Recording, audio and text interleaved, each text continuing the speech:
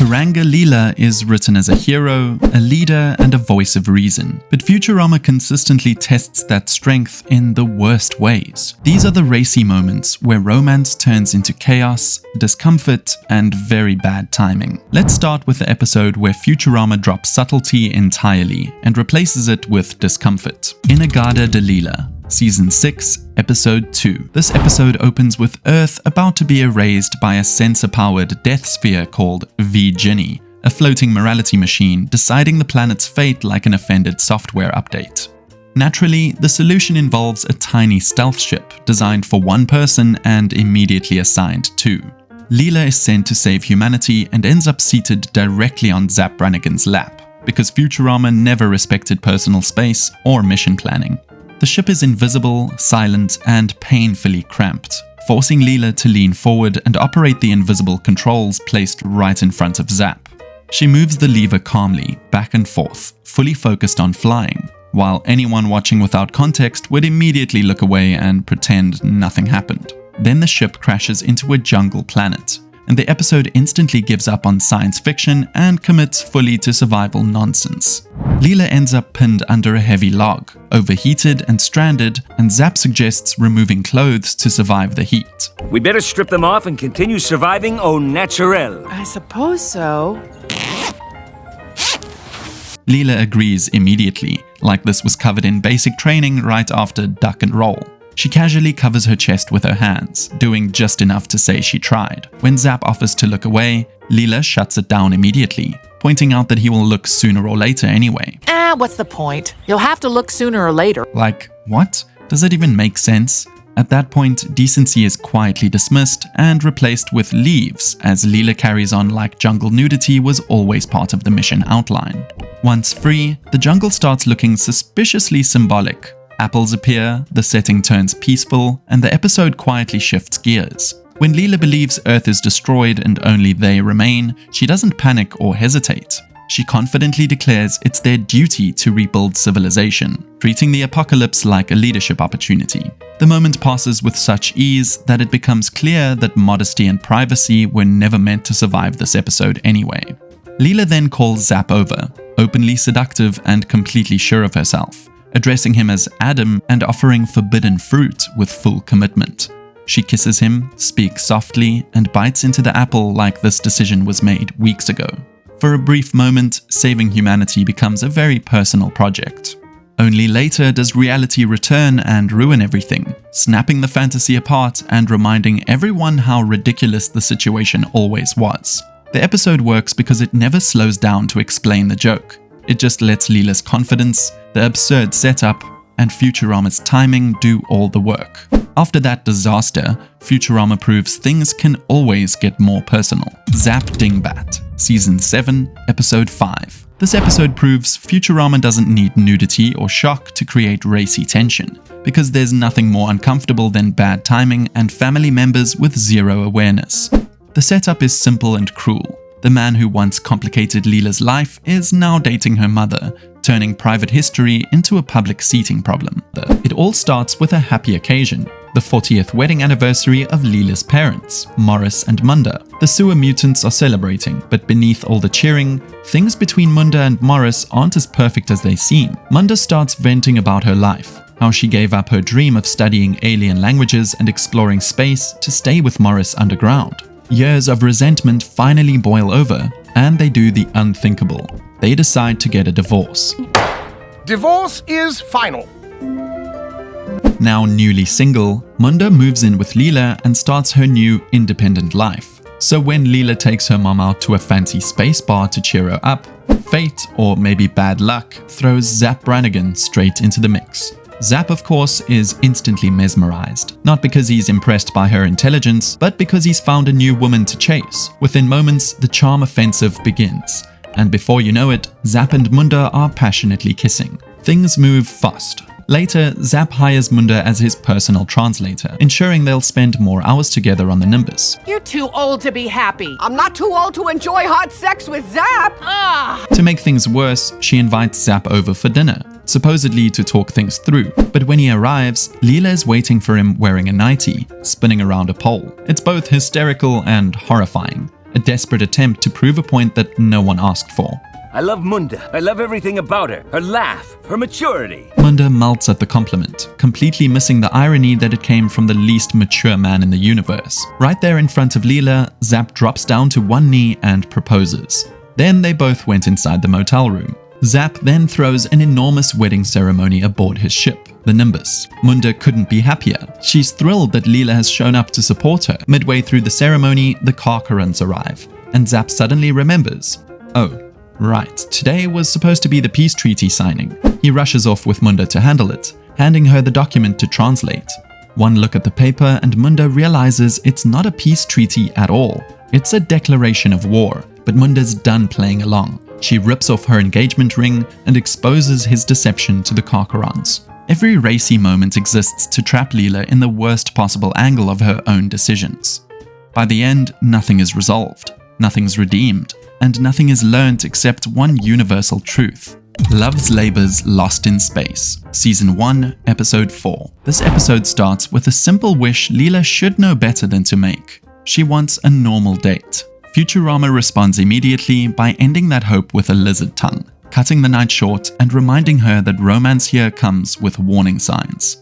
Still annoyed and clearly off her game, Leela heads out on a mission to rescue animals and ends up crossing paths with the Nimbus. This is where things quietly go wrong. Despite knowing Zap's reputation, Leela gets distracted by medals, titles, and confidence delivered at maximum volume. Against her better judgment, she suggests they ask him for help, which in hindsight feels less like strategy and more like the worst decision she could have made while tired. Meeting Zap, Leela is noticeably nervous and excited, playing along with his flirting and enjoying the attention more than she should. For a brief moment, she forgets who he is and why that's dangerous. That moment ends when Zap refuses to help because the mission involves Vergon 6, a place he suddenly remembers he doesn't go. Leela pushes back, insisting on continuing anyway, and Zap responds by throwing the entire crew in prison, neatly rewarding her optimism.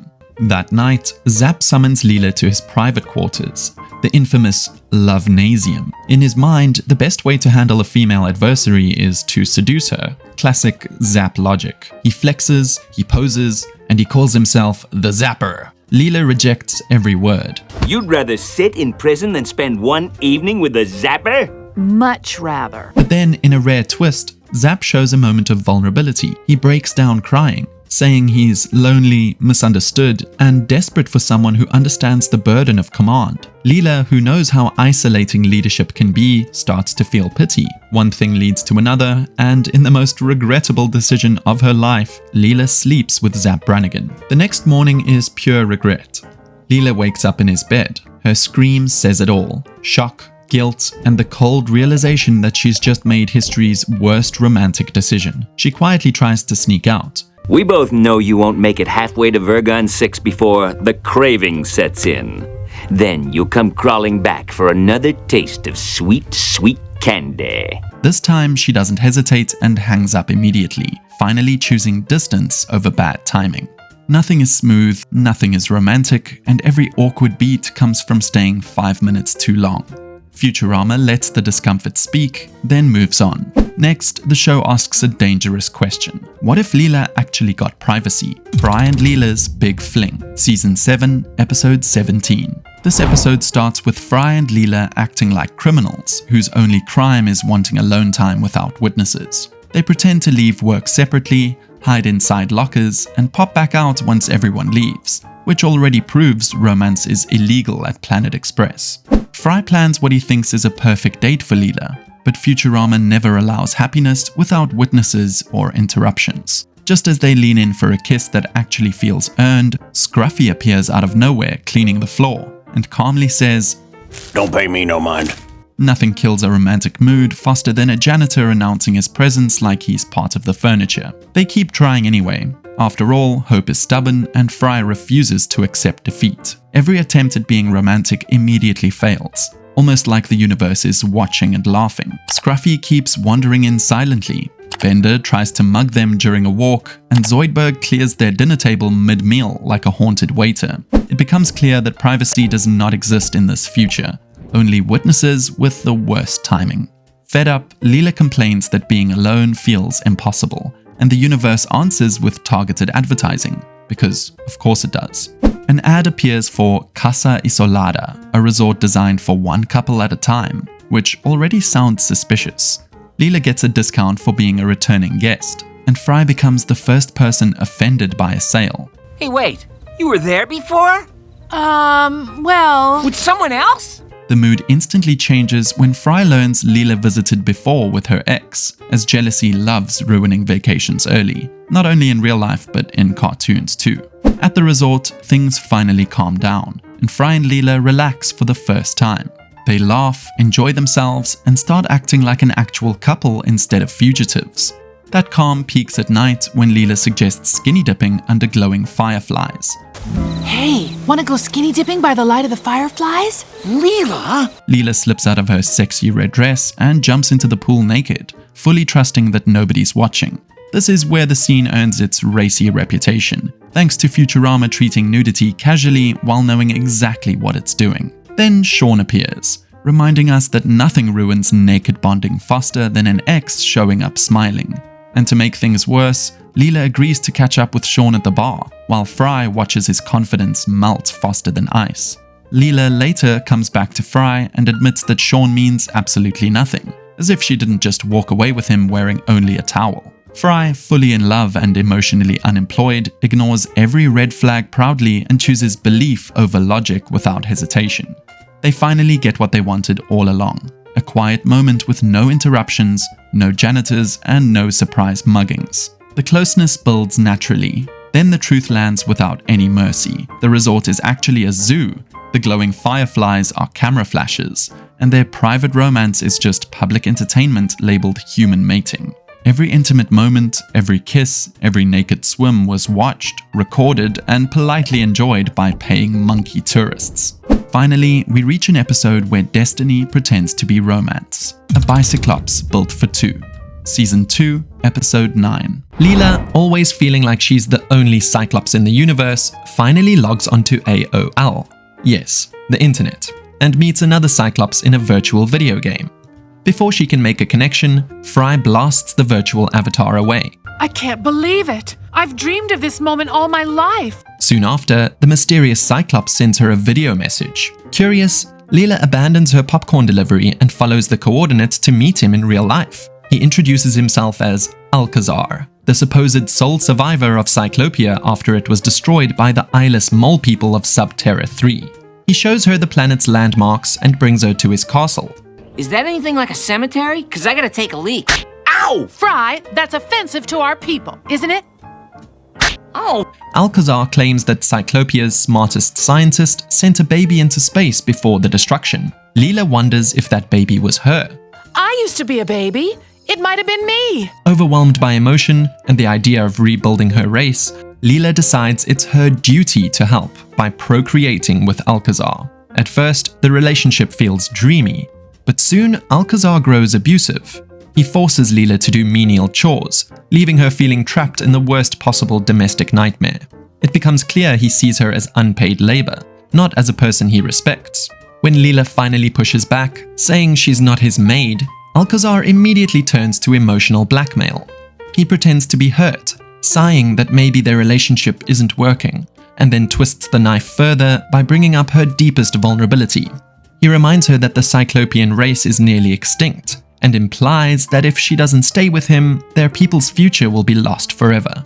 That weak spot breaks her resolve, and she instantly agrees to whatever he wants. From then on, Leela's reduced to chores, scrubbing dishes, washing clothes, and even styling her hair and dressing up like the obedient housewife he demands.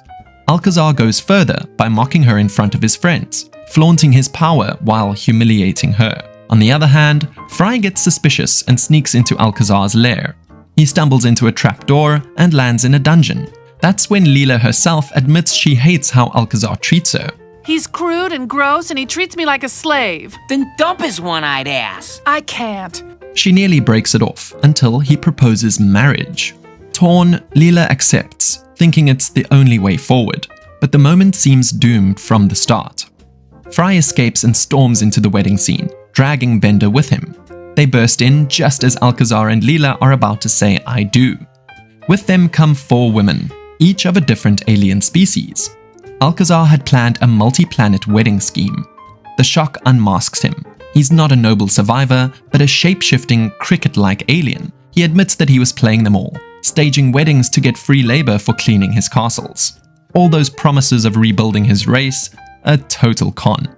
Leela jolts out of her fantasy and returns home with Fry and the team, feeling the weight of yet another romantic misfire. So there you have it. From jungle manipulation to accidental zoo exhibits, Leela's romantic history proves Futurama never treats intimacy gently. Every moment is awkward, emotional, and just uncomfortable enough to leave a mark. Think we missed a scene? Drop it in the comments. And if Futurama's way of turning romance into chaos made you laugh or cringe, hit like, share with a fellow fan, and subscribe for more animated deep dives.